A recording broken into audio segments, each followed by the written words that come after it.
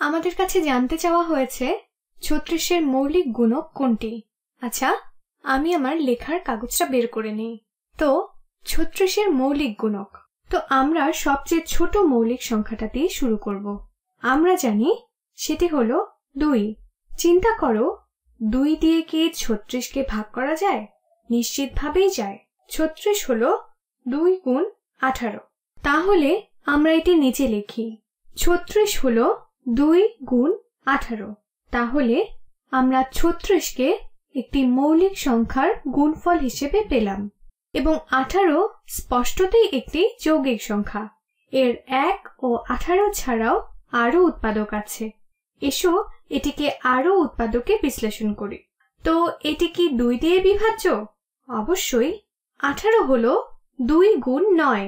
তো এখন 9 হলো একটি যৌগিক সংখ্যা যেটি এখনো পুরোপুরি বিশ্লেষিত হয়নি। নিশ্চিতভাবে 2 এর উভয়ই মৌলিক।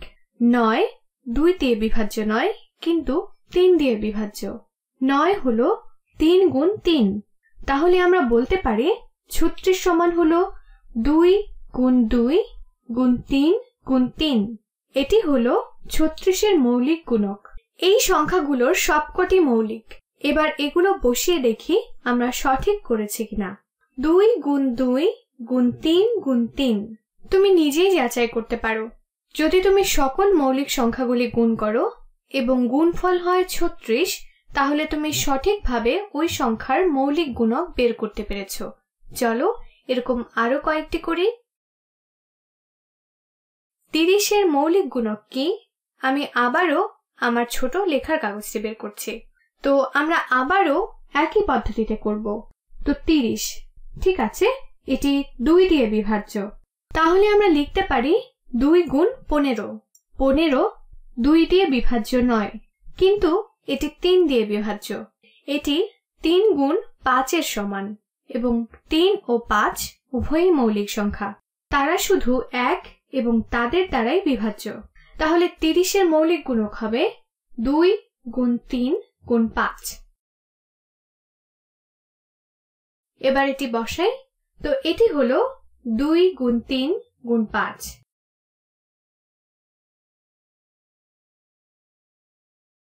চলো আরো একটি করি।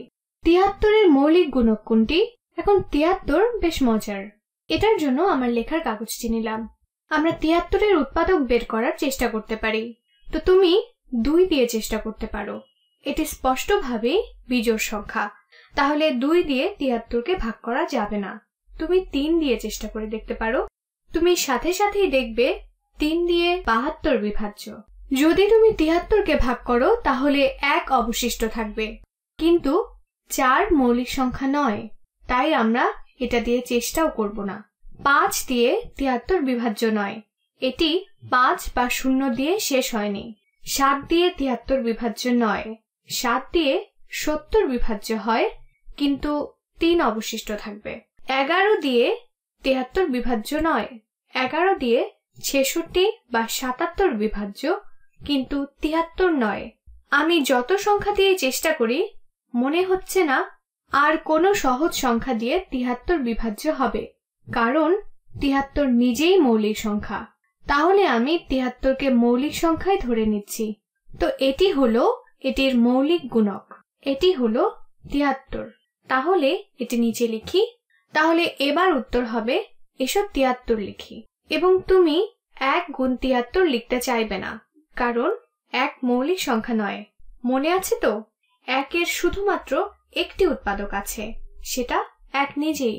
একটি মৌলিক সংখ্যার 2টি উৎপাদক থাকে, 1 এবং সংখ্যাটি নিজেই। এবার আমাদের উত্তর মিলিয়ে নেই এবং এটি সঠিক।